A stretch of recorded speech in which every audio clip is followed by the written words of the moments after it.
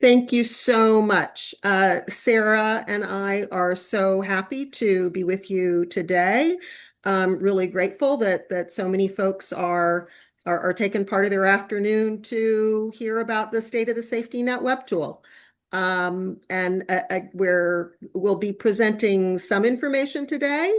If I forget to say this at the end, if anybody has any questions, even after this presentation, Sarah and I would be more than happy to talk to you about the information that's available. So with that, I will go ahead and get started. My name, by the way, is Linda Gianarelli. I'm a senior fellow at the Urban Institute, and Sarah Minton and I co-direct the State of the Safety Net Initiative. And one really important part of the State of the Safety Net Initiative is the State of the Safety Net web tool that we're going to talk about today. Now, the web tool as a whole includes the whole population. It includes safety net eligibility and participation rate information for all people and all households. But what we're going to focus on today is the information that's in the web tool on children and households with children.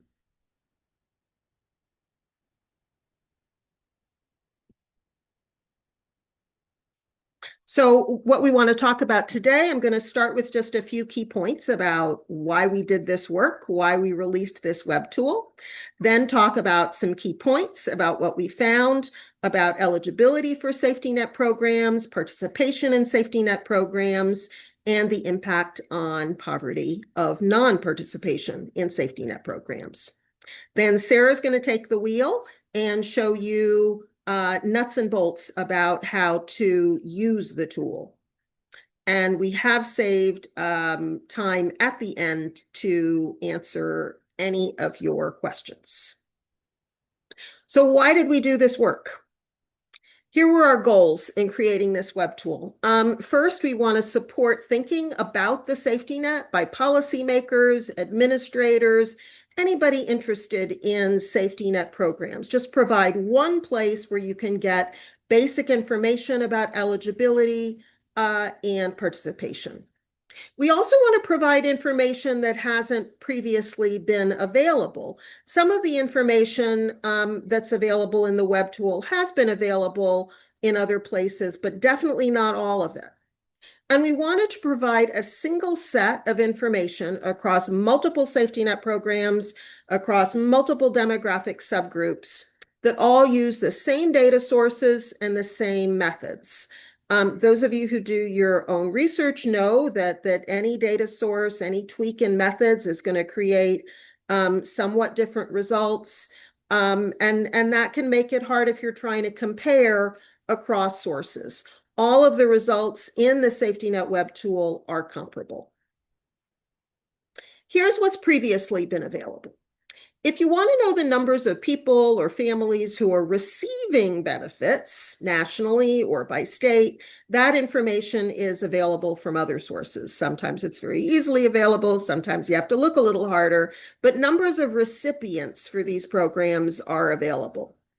But if you want estimates of numbers of people or families who are eligible for different benefits, even if they're not receiving them, who's eligible for those benefits, and estimates of participation rates, that has not been universally available. It's available for some programs. It's not available for all programs. In some cases, it may be available at the national level, but not the state level. And it may be available for all people together, but not for subgroups. And then that last point about comparability, even when you can find an estimate of, let's say, SNAP participation rates from one source and WIC eligibility estimate participation rates from another source, they're using different methods and different data, so you can't be completely sure that they're comparable. So what we've done in this tool is we've created estimates of program eligibility and participation using 4 different metrics. I'll show you what those metrics are in a minute. The data are both national and state level.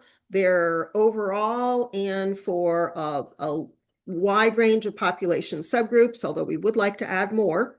And we've got information on 9 different programs all in one place, including programs where this information has not previously been available.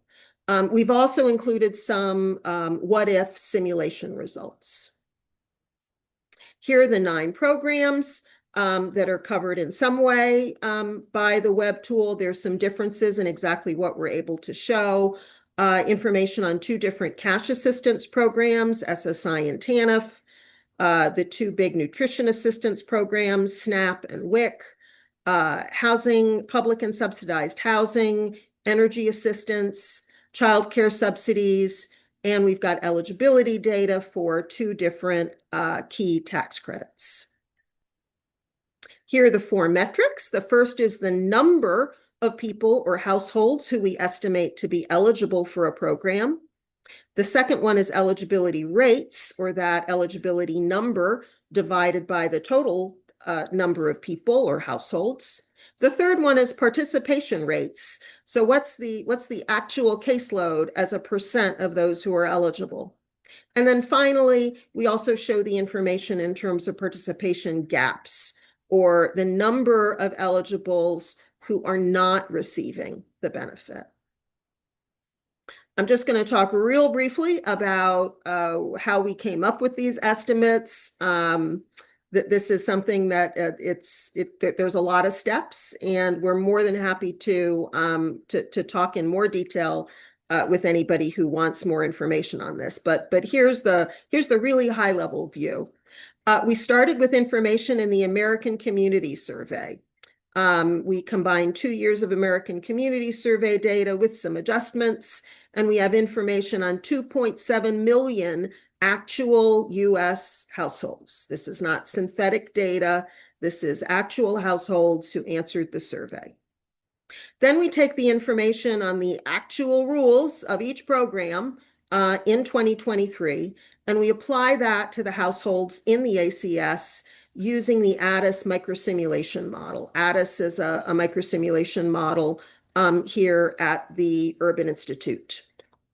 So we're looking at each household, and we're looking at the people in that household and what they told us about who lives there, how much money they have, who's working, and we figure out for every household, do they look like they're eligible for each program?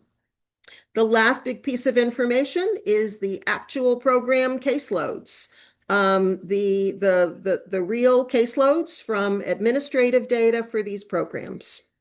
The participation rates are computed in a very straightforward way as the actual caseload numbers divided by the estimated eligibility numbers. So what did we find? I'm going to start with eligibility results for children. Here are the numbers of children who were eligible for a few different programs. On this slide, we're looking at SNAP, TANF, WIC, and CCDF. You can see that the program, not surprisingly, with the biggest numbers is SNAP, with about 21 million children eligible for SNAP in 2023. That includes eligibility through broad-based categorical eligibility. Next highest is childcare subsidies, although it's much lower than SNAP, about 11 million children eligible for childcare subsidies. About 9 million children, infants and young children eligible for WIC, and about 8 million children eligible for TANF. Here's numbers for programs that are more commonly considered in terms of households or units. There are about 5 million households with children who are eligible for public or subsidized housing, 11 million eligible for LIHEAP, and about 12 million each of tax units eligible for the refundable child tax credit or the earned income tax credit. We can also look at these numbers in terms of eligibility rates. The highest rate here, the tallest bar, is for WIC, where about 52% of all infants and young children are eligible for WIC. The two that are the next highest are SNAP and LIHEAP, with about 29 or 30% of children eligible for, households with children eligible for those programs. TANF is the lowest, with about 11% of all children eligible for TANF. Eligibility rates can look very different across the states. And this is one of the key reasons that we did the State of the Safety Net web tool. It is so you can, and Sarah will be showing you this in just a few minutes. You can look across the whole country, or you can really drill down to specific states. This map is looking at eligibility rates for CCDF. What percentage of age-eligible children, so through age 12 or teenagers with special needs, what percentage of age-eligible children are eligible for CCDF? And you can see from the legend at the lower right that ranges from 9% to almost half, depending on where states are setting their eligibility limits for childcare subsidies. You can see that one of the states that's a very dark color, indicating a very high eligibility rate, is New Mexico, because New Mexico, as most folks have probably read about, has really increased their eligibility, their income eligibility limits for childcare subsidies within the last few years through using state funds.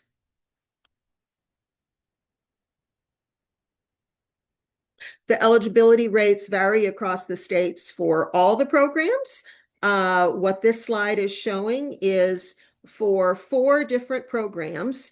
The bar on the left is the lowest state level eligibility rate, and the bar on the right is the highest state level eligibility rate. For SNAP, the range is 14% to 40%. For TANF, it's 5% to 19%. For WIC, it's 33% to 71%. These differences can come from multiple sources. They can come from state variations in the rules. For example, whether a state has chosen to use broad-based categorical eligibility or not would be one cause for difference. They're also coming from differences in the income levels of state populations. The eligibility rates also vary by demographic characteristics, including by age ranges of children. This slide is looking at the share of children who are eligible for SNAP by detailed age group. And you can see that the eligibility rates for school-age children are somewhat lower than the eligibility rates for younger children.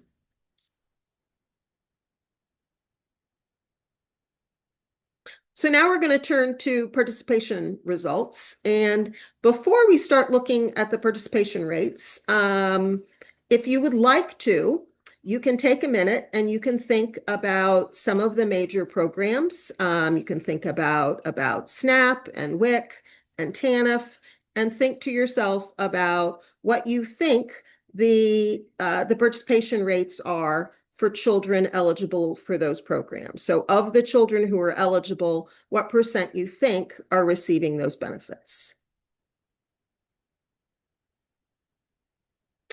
Here's what we see. Of eligible children, here are the national level participation rates that we're getting from our computations. Starting from the highest bar on the right, 73% of children eligible for SNAP in 2023 appeared to be getting the benefits. A little over half of the infants and young children eligible for WIC appeared to be getting benefits. About a fifth of the children eligible for TANF appeared to be getting the benefits. at least from federal funding. That would be about a point higher, less than a point higher if we were including solely state funding. Here's the numbers in terms of participation gaps. So how many children are, how many children are eligible but not receiving benefits? It's interesting that even though SNAP has a much higher participation rate than TANF does, the number of eligible non-participants in SNAP is still almost as high as the number of eligible non-participants in TANF, simply because the base of eligibles is so much larger for SNAP. Just like with eligibility rates, the participation rates vary a great deal across the states. This slide is looking at the percent of infants and young children who are eligible for WIC, who receive it, and it goes from around 40% to around 70%. And again, you see that variation for all the programs, variation across the states in the participation rates. It is most, the range is, I think, the most surprising for TANF, where there are states where the participation rate in TANF is in the single digits, up to states where about half of eligible children and families receive TANF. The participation rates may vary by the age ranges of children. This slide is looking at WIC, and the blue bar is the participation rate for infants, and the green bar is the participation rate for children ages 1 to 4. The participation rates for infants, and this is just the first pair of bars is the US. The next 1, 2, 3, 4, 5 pairs of bars are the largest states, the 5 largest population states.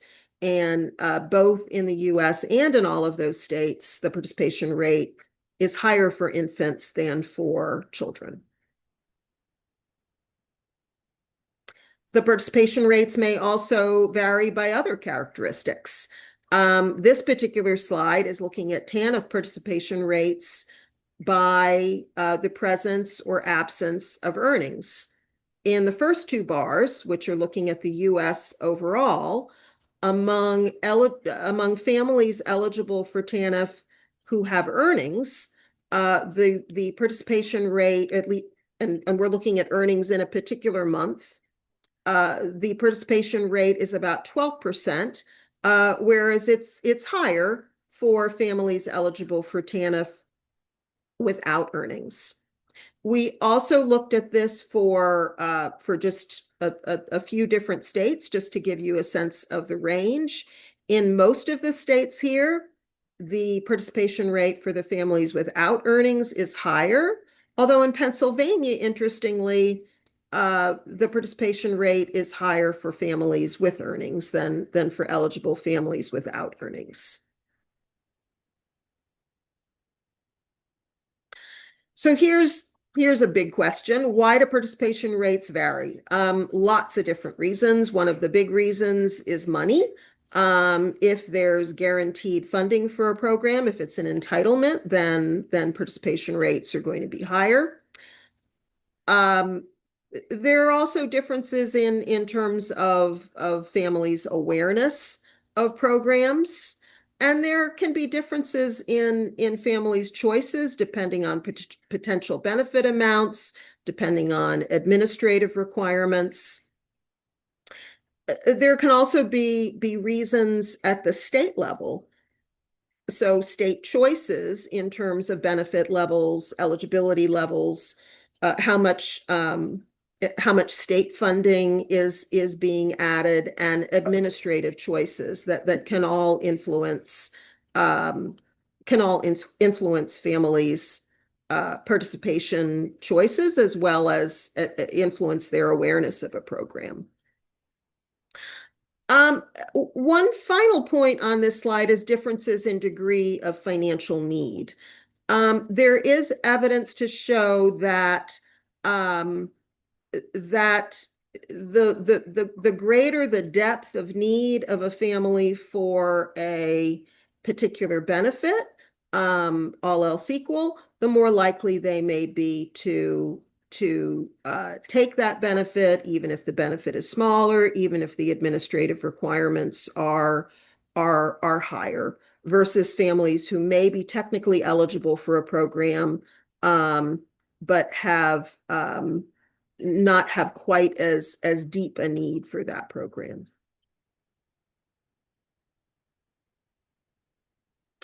The last thing I want to show you before passing to Sarah is the connection between program participation and poverty. I mentioned the ADDIS microsimulation model briefly. ADDIS can not only help us do things like estimate how many people are eligible for a program under current rules.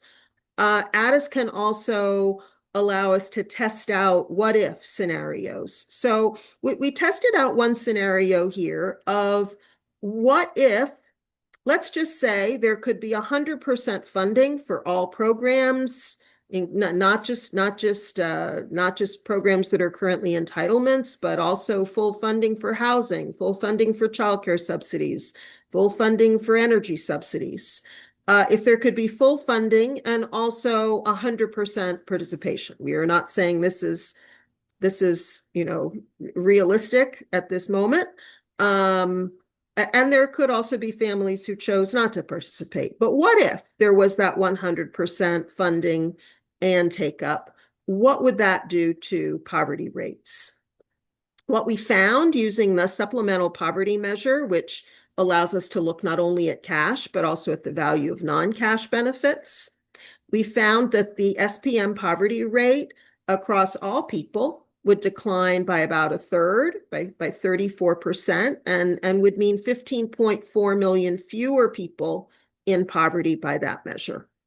The child poverty rate would fall by an even larger percent, by 44% nationally, with resulting in 4.4 million fewer children in poverty.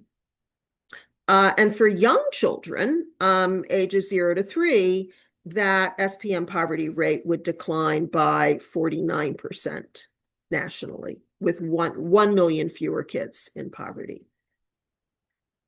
Just like everything else, these results vary by state. This map is showing the percentage reductions in child poverty with the SPM measure if there was 100% participation in all programs by state. And you can see that percent reduction varies from about a 27% reduction in the states that are the lightest color blue to as high as almost a 3/4 reduction, with the states that are the darker color have a reduction of between 50 and 75%. So with that, I'm going to pass to Sarah for her to show you more about how to actually get the specifics that you are interested in out of the Webtool.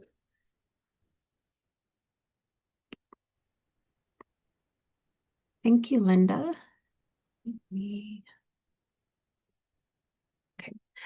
So as Linda noted, I'm going to talk about a few specifics of the Webtool that we think might be helpful to have in mind as you're using it for your work. I dropped in the chat a couple of links, but you can find the Webtool at urban.org/state of the safety net. And we also have a link to a full video that shows a live demo of the Webtool. So when you first come out to the Webtool page, you're going to see that this is where we have those poverty estimates that Linda was talking about. And we include estimates for what the poverty level is under existing program funding and participation levels. And we show that both for people in total and for children. And then we also have that what if scenario that Linda just talked about. And we show that information again for people in total, looking at the poverty rate under that scenario, as well as for the child poverty rate. So to look through the different poverty results in the web tool, you can click on the boxes that appear above the map, and that will change which results are shown in the map below. And for each of those, you'll see include a read more button that you can click on. And clicking this button will open up a text box that has a bit more context and description of the results that are shown in the figure. This is also where you can download the full data from the web tool if you'd like to just get a full data file that has all of the detail. And that data file will have all of the program level and poverty estimates from the web tool. And in addition to that, we include some additional poverty estimates that aren't shown in the figures. So if you're interested in seeing the poverty results broken down in different ways, for example, by different age groups, including for young children, by race and ethnicity, disability status, citizenship status, whether people are in metro or non-metro areas, or for some different poverty levels, so deep poverty or people who are near poverty, that information is available in that underlying data file that you can download. So from that homepage where you'll see all the poverty results, you can then click on the button that appears above the poverty results that says Explore Safety Net Program Data.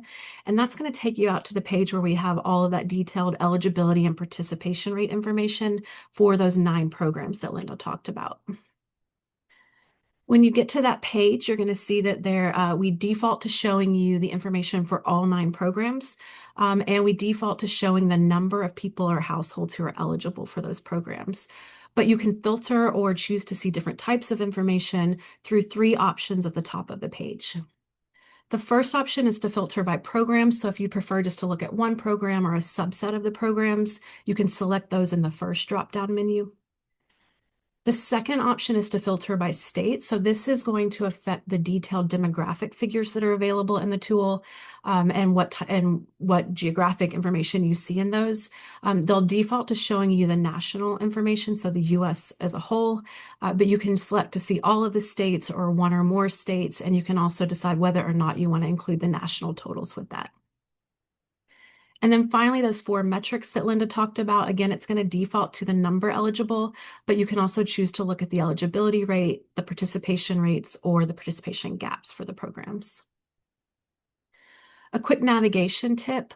So for whatever programs are selected, either all 9 if you haven't narrowed it down, or for the handful that you pick, those program names are going to appear below the drop-down menus. And as you scroll through the page, that's going to stay static for you. So if you want to quickly jump to another section of the page for a different program, you can click on the name there and it'll take you to that section of the web tool page. Each program is going to start out, you'll see, with a map and a bar chart that goes with it that's showing the overall results for people or households for that program. And the maps are interactive. In a way, they're going to function like that state drop-down menu. So if you select a state from the drop-down menu, or if you click on a state here in the map, it's going to highlight it yellow. And then that's going to affect which states show up in the really detailed demographic figures that follow. Similarly, if you click on a state that's already highlighted yellow and it's no longer highlighted, then it's going to remove it from the detailed figures that follow. The bar chart that's below the map is going to default to sorting by value from highest to lowest. You can also flip that to sort by from lowest to highest, or you can pick to sort alphabetically by state if you'd like to look at it that way. So following those overall results, we then have a set of charts for each program that look in more detail at the results by different demographic groups. You'll see when you get to the participation rates and participation gap results, some programs are going to have fewer charts than others do in this section. And that's because in those cases, we were a bit more limited based on what was publicly available in the administrative or caseload data for those programs. You'll also see throughout the tool that some of the figures have an option to view it different ways. So for example, here looking at the SNAP participation rate by age figure from the web tool, there are buttons that let you look at either a simple or a detailed view. And we did this because we thought people might want to see different breakdowns of the results. So in this case, the simple view is going to show the participation rates for all children versus all adults. But if you click on the detailed view, then you can start to see the results by finer age breaks. So in this case, you can also look at the results for young children as a subset of all kids. The legends that are with the maps are also interactive. So if you're looking at a chart like this, it's really detailed, but your work focuses just on young children and you'd like to get a figure that's tailored to that, you can click on the groups that you'd like to remove from the bar chart within the legend, and it will remove their bars from the chart. Similarly, if you decide you want to add a group back in or all the groups back in, you can click on them again in the legend and it'll add their bars back into the chart. Each of the figures also includes an option to download the data. So this is a little different than the full data set I talked about a minute ago. This will be data that was just used for that figure. If you'd like to get a simple little Excel table with that information, you can do that here. There's also an option to share a link to the web tool, and this will give you a unique link that has the 3 filter options at the top. So the program, state, and metric already pre-selected based on your choices, so that if you share that link with a colleague, they can really quickly get to the results that you're seeing on the page. And finally, we want this to be as useful as possible, and we'd like you to be able to grab these figures and use them in your work, put them in a document you're working in, stick them in an email. And so to do that, you can click on the Save Image button, and it will download an image file for you so that you can easily put this into whatever you're working on. So we really hope that you find the tool useful for your work. If you've got any questions, we welcome those as you go. We also, as Linda, I think, mentioned at the top, are hoping we'll be able to add to the tool over time with new data and new features. And so if you would like to be notified of data updates, let us know and we can put you on the list for that. We also welcome any ideas that you have. If you think of different features for the web tool or different types of results that would be useful, please let us know that. And we're also always really happy to hear how this information is being used in people's work. So if you ever want to shoot us a quick note and let us know how you're using it, we'd love to hear about that. And so with that, I am going to stop sharing so that we can open up for questions. And I'm going to take a look at the chat. Linda, we already have, so I should say, feel free to raise your hands if you'd like to ask your question out loud. And we also are looking at the chat, so if you want to drop questions there, that's also great, and I'll read them out.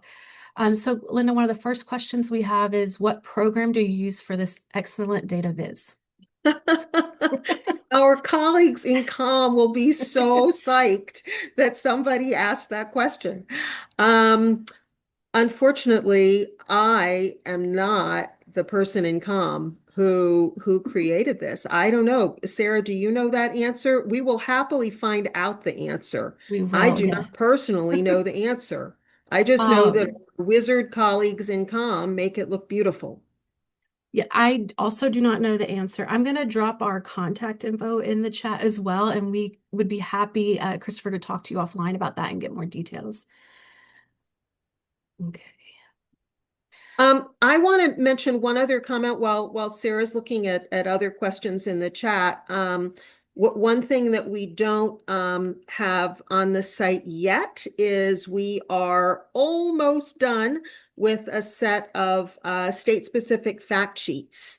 So these are 2-pagers, and they will show you on one page. Now they're not going to be focused on kids. But if for part of your work, you might be interested in overall population results, they summarize for each state what the key eligibility rate and participation rate data are for that state across the programs. And I've dropped our contact email in the chat. That's attis@urban.org, attis@urban.org. And that'll go to our team so we can make sure we answer any questions. Okay, we have a comment in the chat about the fact sheets would be great. I'm really liking the slide where we showed what these results mean if all children who are eligible did receive funds, what poverty would look like. And I think, so that's one what if scenario we have right now, or I think our hope in the future would be able to, we'd be able to expand on that and show some other scenarios in the tool. But we thought that was a sort of an interesting look to start out with, to think about how much is, this came up with some work we've done with Pritzker with the concept of kind of unclaimed benefits, but how much are people potentially missing out on? What could the impact be if everybody could get those benefits? And Christopher, thank you. I'm getting your email address down. And thank you all to folks who are saying that you think it's useful. This was really a labor of love of really us feeling that this information was important to have easily available to people. So it's wonderful to hear that that it is useful to some of you in your work.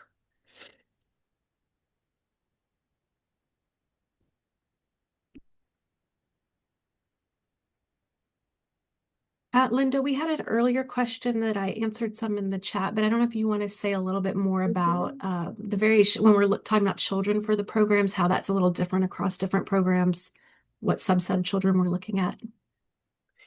Sure.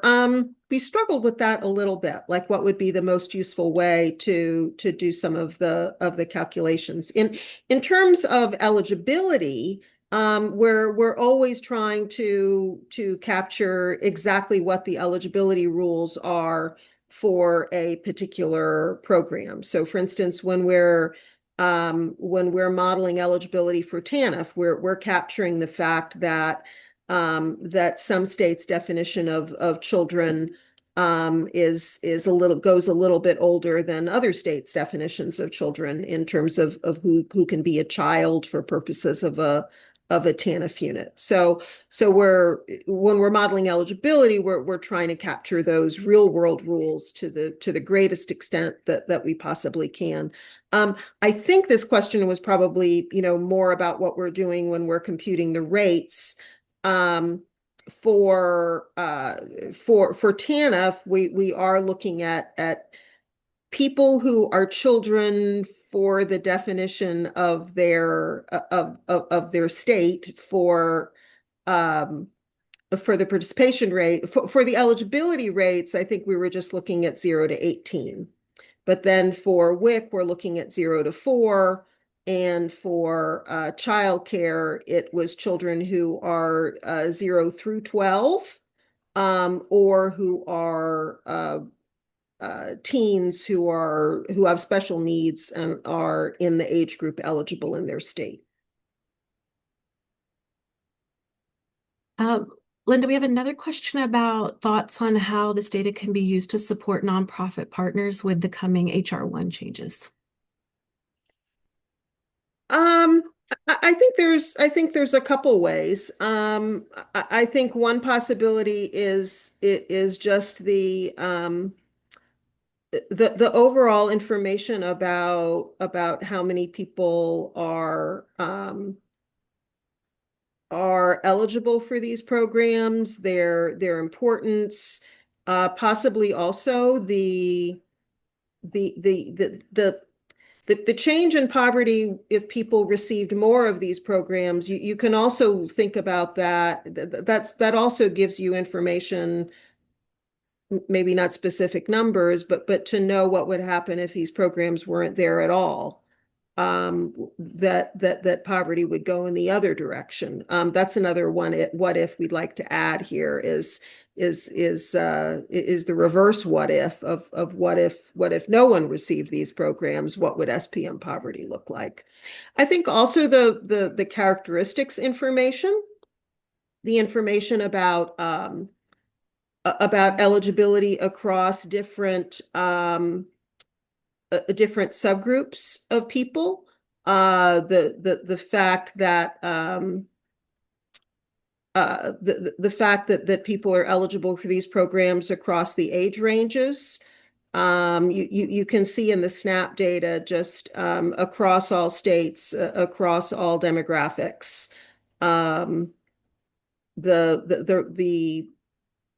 the large numbers of folks eligible for, and in the case of SNAP, relatively large percentages, at least compared to the other programs, relatively large percentages receiving the programs.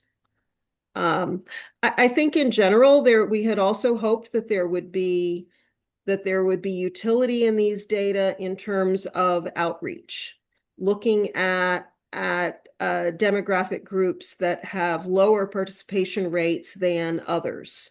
So, for example, that drop off, which I'm sure is not a surprise to anyone on this call, but that drop off in WIC participation rates between the infants, many of whom are enrolled in the hospital, and the young children, where those rates start to decline. So while everybody on this call probably knows that information, having that available for discussions with other folks in terms of potential outreach efforts. Sarah, do you want to add something to that? I'm not sure I really hit too much on the HR1 portion. I think just one other thing our team is doing right now is kind of keeping an eye on some of the questions that are coming up in states as they think about what their options are for how they're going to respond to HR1, and using the underlying model that produces these estimates, kind of looking for opportunities where there might be some additional modeling. We could do some additional kind of what if scenarios to see what the potential impacts of different options might be. So we don't have anything concrete around that right now planned, but it's something that we're looking into to see how we can support that. Right. So when I mentioned at the top that, you know, there's a lot of demographics, but there's actually more that might be interesting. This is actually something that came up recently. There's concern about potential changes in childcare subsidies that might affect non-citizen children. And we right now don't have a chart on eligibility for childcare subsidies either by the children's citizenship status or citizenship status across the family. So that especially that family level look at citizenship status might it could be relevant as people are thinking about, excuse me, about responses to potential policy changes.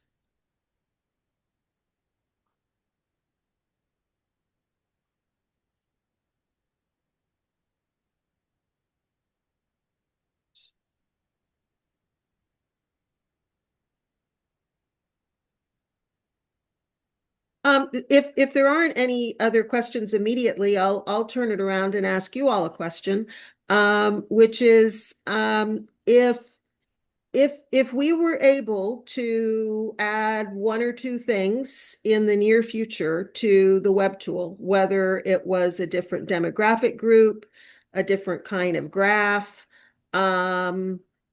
what should we add? We have a very long list, I should say. But what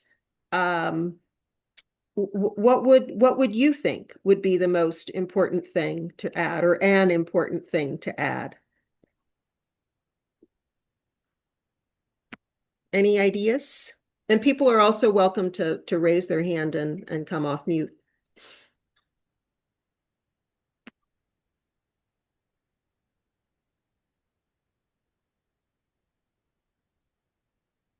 Well, if there are no ideas immediately, we will be happy to take ideas at any point. Oh, and we have chats coming in with ideas. Okay. Tracking these data points over multiple years, showing trends tells a powerful story. And that is definitely something we're very interested in doing. We'd like to be able to update and add new data over time. We have a comment about paid family leave. Ooh. Linda, I don't know if you want to say anything about that. That's that definitely is yes. We would love to add paid family leave to the suite of models. So I'm very happy to see that on the list, as well as an additional upvote for paid family leave. Yeah, we'd very much like to do that. And then a question, is it possible to share how many of those cases are from an absent parent? I don't know if the person, if Jenny, if you'd like to say, are you thinking about a specific program, or are you thinking about the programs overall? but it's so short answer is yes. Short answer is yes, we could look at that in the data. So that's another that's another demographic that could be added is single parent families with one parent present. Now when one parent because we're using the ACS data, we don't necessarily know why only one parent is present. But we can distinguish between cases where there's one parent and cases where there are two parents. And so that if you'd like to it would be interesting to hear sort of your or anybody's thoughts on sort of like why a particular demographic cut, because there's just so many, why a particular one you think is particularly relevant for policy and you would want that at the top of the list. Linda, we also have a question about whether Medicaid can be added. Medicaid can be added. Medicaid was really tricky in 2023 because unwinding was still we had not yet unwound, which means that that the people could have been very legitimately enrolled in Medicaid based on their income from several years prior, which would have sort of complicated the eligibility computations. But basically, we couldn't get a good fix on who was eligible for Medicaid in 2023 because you could have been eligible based on your income several years prior, and the ACS data only tells us your income right now. Does that make sense? But in a more normal year, yes, Medicaid could be added. We also have a question about whether we could list the amount of earnings families are allowed to have while using these programs. That is a great question. And theoretically, yes. It's we and here's where we really do need input from our community of users.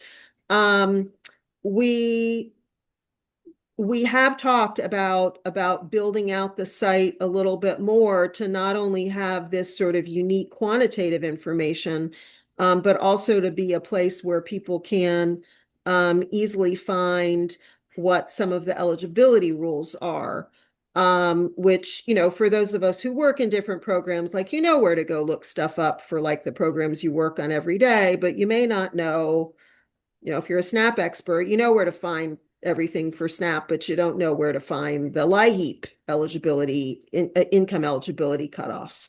So we've talked about building it out in that way, but we essentially we didn't get to it. We didn't get to it. So would be really interested in hearing from folks on relative importance of different things that we could add.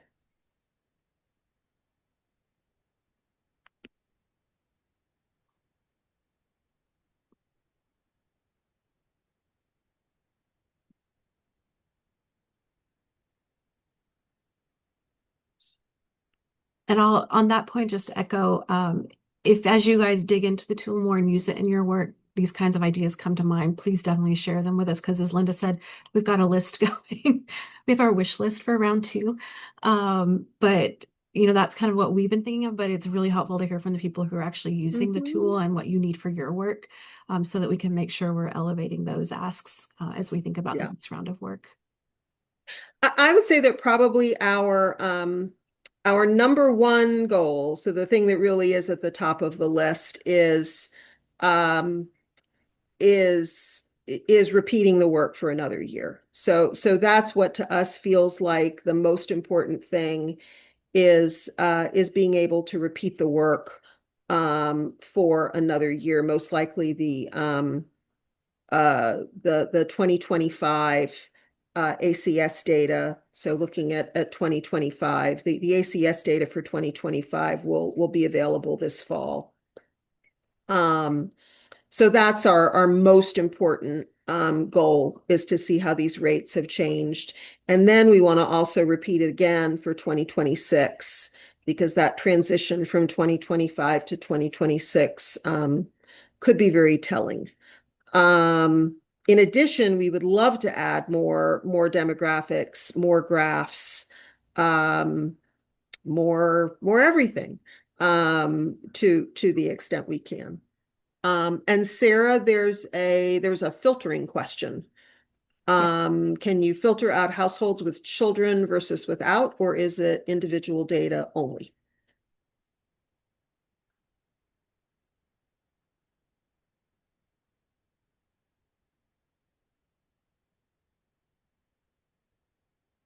Linda, did you want to take that, or were you? Oh, I'm sorry. Sorry. I was Oh. directing I was directing website filtering questions to So we you. don't, yeah, we don't currently have a filter option to do that. I think that's one of the things we could think about for the demographic figures. If we had some figures that had households with or without children, or yeah, with or without children, that is information we have in the underlying data. It's just not currently set up as a feature in the web tool.